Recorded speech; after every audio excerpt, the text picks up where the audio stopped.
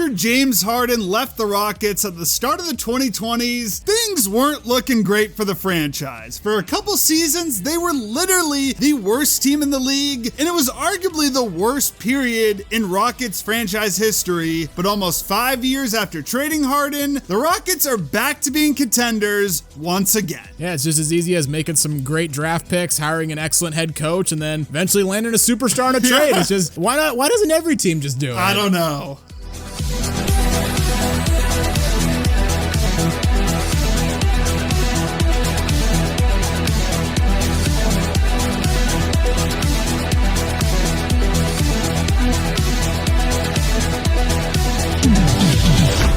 Before we start talking about how the Rockets rebuilt after Harden, please give the video a like, subscribe to the channel, and hit the notification bell so you never miss out on any new videos.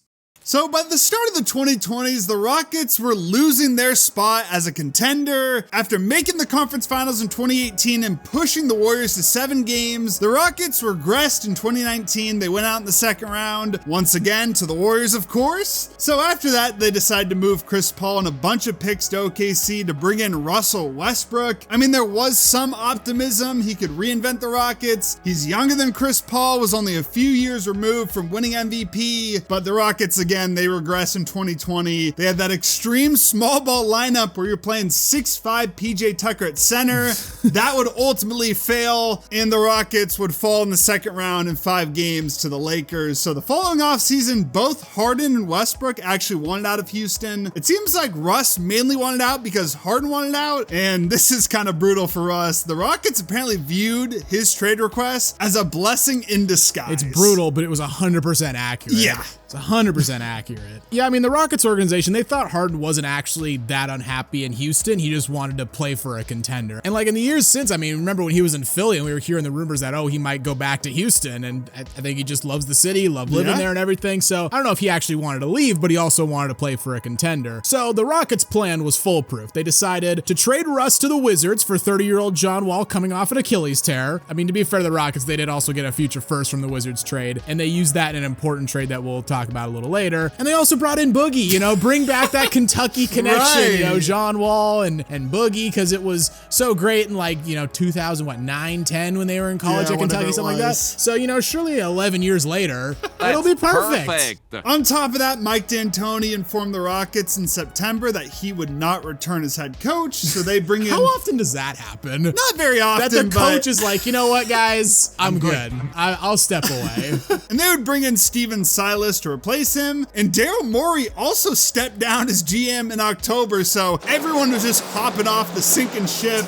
I mean, for a while, Morey kind of was viewed by some as like a basketball genius with the analytical philosophy, three-pointers, layups, and he did influence the modern NBA to the way it is today, but as mentioned, when you're playing PJ Tucker at center, you jumped the shark. Yeah, you lost the plot. You went too far with that. And God, he has torpedoed his reputation with his... I'm shocked he's still in charge of the Sixers, honestly. I am too. So not surprising, these changes did nothing to improve Harden's situation with the team. He then very famously might have deployed the fat suit. Right. I mean, some people just say it was bad camera angles and whatnot. I will say, the second he got to Brooklyn, he was looking mysteriously slim and muscular. Weird how that happened. Yeah, exactly. His last game in Houston, that belly was looking a little bit big. So I don't know if he actually did the fat suit or not, but it was a bad look. In return for Harden, though, the Rockets did get back Victor Oladipo, Dante Exum, Rodions Kurucs, 4 first-round picks, and 4 first-round pick swaps. Now, luckily enough for Rockets fans, their front office was actually smart enough to put protections on the picks they sent to Oklahoma City, something the Brooklyn Nets just didn't think to do. It's not like that burned them once already. No, they've never done that before.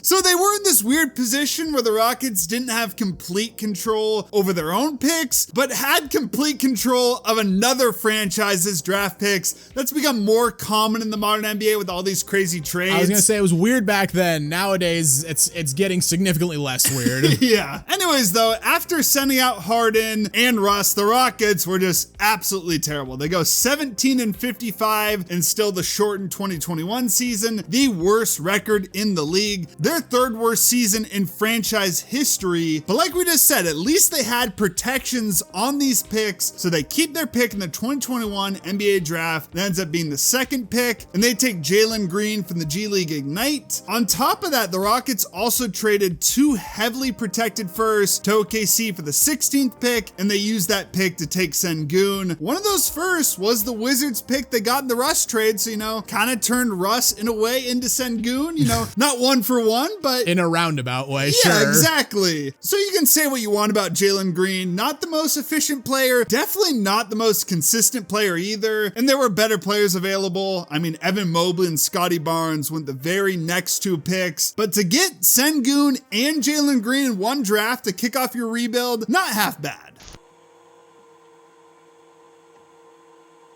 Yeah, but in 22, the Rockets were still quite terrible. They would go 20-62 on the season. Again, worst record in the league. Jalen Green had a pretty solid rookie year, though, 17.5 points per game, finished 4th in Rookie of the Year voting. Specifically, had a very strong end to the season. Sengun showed flashes as well, averaging almost 10 points per game off the bench. The Rockets did also have, some young pieces like Christian Wood and Kevin Porter Jr. at the time. Christian Wood is now out of the league, and Kevin Porter Jr. is just doing whatever for the Bucks. So, at the time, they looked promising, though. In the 22 draft, though, the Rockets got the 3rd pick, and we talked recently in our video about how the Thunder built their title team, but this draft had like 3 really good prospects, seemingly. It was Paolo out of Duke, Chet out of Gonzaga, Jabari Smith Jr. out of Auburn. At the 3rd pick, they picked up Jabari Smith. I was like super high on him coming out of college. You could say maybe he's been a bit of a disappointment in the league so far. I mean, he's still a guy who can play good defense, he can catch and shoot, and he's still only 22, so he's got plenty of time. But I don't know, when he came out, I was thinking like, oh, this is the next Carmelo Anthony or something like that, maybe. Yeah, I do remember that. I mean, leading up to the draft, like right before he was seen as the 1st overall pick, and then Paolo quickly rose. So a lot of people were super high on him. And like you said, he's still got a ton of time, can be a very good player. But with the 17th pick, a pick they had from the Nets, they also took Tari Eason, a great pick here. Tari Eason has improved each season. He's become a really good defender. So again, credit to the Rockets front office. You get 2 good rotation players out of 1 draft. And then in free agency, the Rockets would waive John Wall, and they traded Christian Wood to Dallas back when he had some value. And in return, they got Wendell Moore, the 26th pick, Boban, Sterling Brown, Trey Burke, and Marquise Chris. None of those guys really panned out, but again, like we said, neither did Christian Wood. So at least for Houston, you're starting to build your young core. You got some nice young pieces, but once again, going to the next season, weren't really supposed to be good. And once again, the Rockets, they just sucked. I mean, they did improve a little bit. They weren't the worst team in the league. You better improve if you won 20 games the year before. Yeah, they were just tied for the 2nd worst. So technically making an improvement there. And I remember this season, we got the report that Steven Silas had broke down in tears during a game because he felt like he couldn't connect with the team. Now to be clear, Brian Windhorst did have to issue a correction. The report was false. It is worth noting, you got to feel for Silas. He lost his father during the middle of the season and only missed 1 game, so you really had to feel for him. But I just remember seeing that report, seeing how bad the Rockets were, and I was just like, what the is going on with this team? Yeah. I mean, he's not gonna, but I hope Steven Silas gets another chance at being a coach in the NBA. I mean, talk about just getting a bad hand, like right off the bat. But yeah, I mean, it was just so weird seeing the Rockets be this bad. I mean, they had a couple seasons in the early 2010s before Harden got there where they like just barely missed the playoffs. But this is like the first time since we had been watching that they had just been outright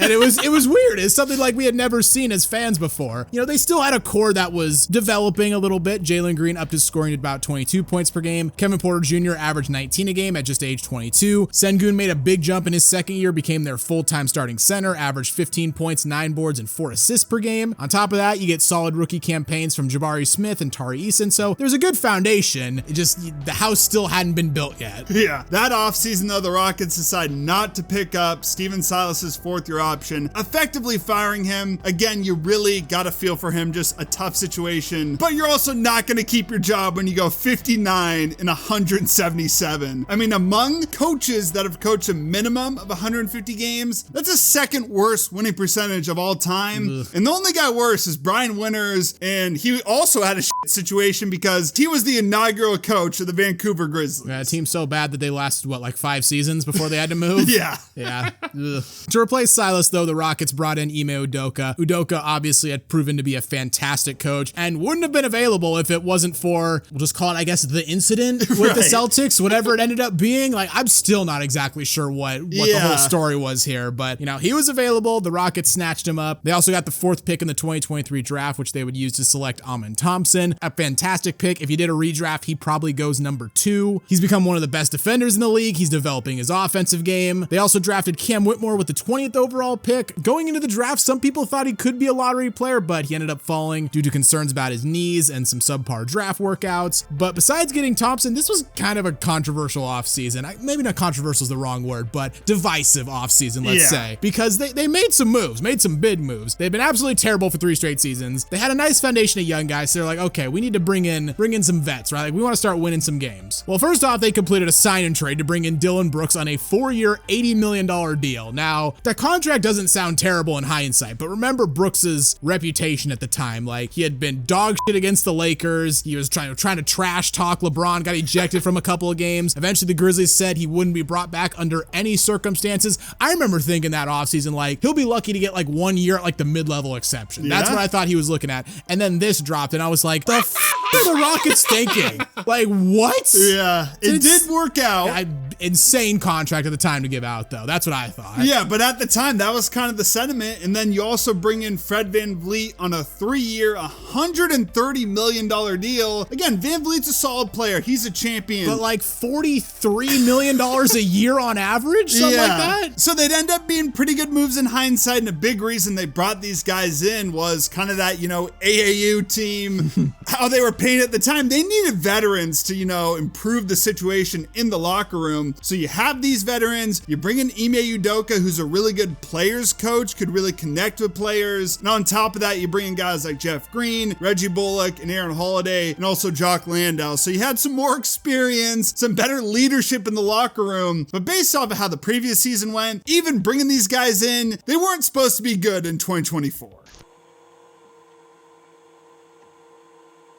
And coming out the gate, they lost their first 3 games. I mean, they got blown out in Orlando during the season opener, followed that up with an overtime loss to San Antonio, and then 2 days later lost their home opener to Golden State by double digits. So not the start you want, but they followed that up with a 6-game winning streak out of nowhere. Jalen Green had some good games during that stretch, and Sengun started the year just playing great in what would end up being his breakout season. So around January, the Rockets were actually floating right around 500. They were in the mix for the play-in spot, but they had a tough February. They went just 3-9 during the month. They lost Tari Eason for the last 4 months of the season after he had surgery on his leg. VanVleet also missed some time. Despite that, though, they had an incredible March. 13-2 in the month. They became the hottest team in the league. Jalen Green especially was balling out during this stretch. Rockets were shooting the ball well. They were playing great defense. And they did most of this without Sengun, who was out with a severely sprained ankle and a bone bruise in his knee. And in late March, they were within just 1 game of the Warriors for the final play-in spot. And then they threw it. They lost 5 in a row. So, you know, they came so close and they just gave it away. Yeah, it was a blessing in disguise. You know, you finished 41-41, so you're still in the lottery. Even despite missing the play-in, still a fantastic season. You improved by 19 wins from the previous year. Jalen Green, a great finish to the season. Sengun overall has a breakout year. And then other young guys like Jabari Smith Jr., Tari Eason, Amen Thompson, they looked pretty good. The veterans helped change the culture. And it was a blessing in disguise because in the 2024 draft lottery, you end up getting the 3rd pick, specifically not just to move up all that much, but the pick was protected top 4. So if it was 5 or above, they were gonna lose it, and they end up taking Reed Shepherd out of Kentucky. He really didn't get much play time his first season, so it's really tough to judge like how well this pick is gonna age. But if he pans out, if he develops, he's a perfect fit for this team because they need shooting. He was a really good shooter in college, and he can kind of take VanVleet's place once he starts to decline. And on top of that, the Rockets made an interesting trade with Brooklyn. They sent back Brooklyn's first in 2025 and 2026, and in return, they got the right to swap with the Suns in 2025. The Suns 2027 first. This one's a bit confusing. 2 of the most favorable picks in 2029 between the Suns, the Mavs, and their own pick. Stupid. It is. Shouldn't be allowed.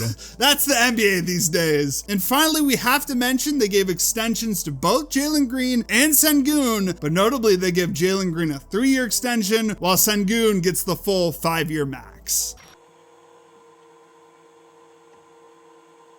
And that brings us to this past season. Going into the year, still not much was expected from this Rockets team. Like, they put the NBA on notice last year that they were improving. They were a young team on the rise. But the West is also, just like it seemingly is every year, jam-packed with good teams. Like, I think most people were expecting them to be like a high lottery team. Maybe they could sneak into the play-in, but not a playoff team, right? But as we all know, the Rockets would completely exceed expectations. They got off to a 10-4 start and really never looked back. Sengun built off what he did last year, made his first All-Star team. Jalen Green averaged 21 a night. Amen Thompson broke out in a huge way in his second season, averaging 14 points a night and making All-Defensive First Team. The Rockets had 7 players average 12 points or more, and after battling teams like the Grizzlies, Nuggets, and Lakers, the Rockets were able to secure the second seed in the Western Conference, finishing the year with a 52-30 record. They got the Warriors in round 1. It was a chance to get revenge on the Warriors after all the times they beat Houston in the 2010s. Well, they lost game 1, so bad start there. They also dropped games 3 and 4 back in the Bay, so they're down 3-1. Credit to them though, they win game 5, shock the world by winning game 6 on the road in Golden State, and then you get done in by a 33-point just outburst from Buddy Hield in game 7. There's only so much you can do at that point, right? So extremely tough for the Rockets and their fans. You lose to the Warriors once again, but still a great season and a lot to be optimistic about for their future. The big weakness for them though was the half-court offense. It was the shooting. Like, they're a fantastic defensive team. They're great in transition. They're great on the offensive glass, but once it became a half-court game, they just didn't have enough ISO scorers, guys that can create offense in the half court. So to fix that, they acquire Kevin Durant from the Suns in exchange for Jalen Green, Dylan Brooks, the 10th pick in the 2025 draft, and 5 second-round picks. I mean, on paper, it seems like a perfect fit. Kevin Durant, he's getting up there in age. He's going to be 37 by the time the next year starts. Honestly, it's hilarious that now getting up there in age is 37. Yeah. Back when we've started watching the NBA, it was like, oh, getting up there in age was like 33 or 34. Yeah. Now it's 37. Especially, with these stars from the 2010s, like, it feels like they'll never retire. And KD, he is the ISO scorer. Even if he's old, he is the shooter. I'm a little bit cautious because there's a couple times KD has joined teams since leaving the Warriors. He's burned you before. Yeah, I felt like this is going to be the team. KD's going to win his title on his own. And for one reason or another, it just hasn't happened. So I'm going to remain cautious, but on paper, this is the perfect fit for the Rockets. Yeah, and besides bringing KD in, you also bring back Clint Capella, so it's going to be very nostalgic seeing him in a Rockets uniform again. And also, if he's your backup center, that's pretty solid right there. That ain't bad. They also still have Steven Adams, so they're going to be stout on the front lines. You also bring in Dorian Finney-Smith, probably one of the most underrated moves of the NBA offseason. Josh Okogie they brought in. They re-signed Jeff Green, Aaron Holiday, Jayshawn Tate, and Fred VanVleet. So, pretty solid supporting cast. It's not like what Durant had to deal with when he was in Phoenix, where it was him, Booker, and nobody else. They still got a solid supporting cast around him. So recapping all this, immediately after Harden left, rough times. You lose your superstar, you're generally not going to be good for a couple years. And honestly, might have been the worst period in franchise history, because the Rockets historically have been a pretty successful franchise. But they hit on their draft picks, they hired the right coach, and they made a big move to bring in a superstar. It's that easy, right? Yeah. Why don't teams just do it? The Blazers, we're working on it. Oh, we're a year or two away. Yeah, once we trade for Giannis or whatever the star is, then we'll be set. Everything else is going to plan. But this is how you rebuild in the modern NBA. You get some picks, sending out your aging star, have some couple years where you're get some good draft picks, and then you make your big trade. So not picking the Rockets first. OKC, they're still the favorites, but not many teams in the West right now I'd pick over them. So what do you guys think? Are you picking the Rockets to win the title next season? Let us know in the comments below. If you enjoyed the video, please consider giving me a like, and hey, while you're here, check out our other content as well. And don't forget to subscribe to Synthetic Sports.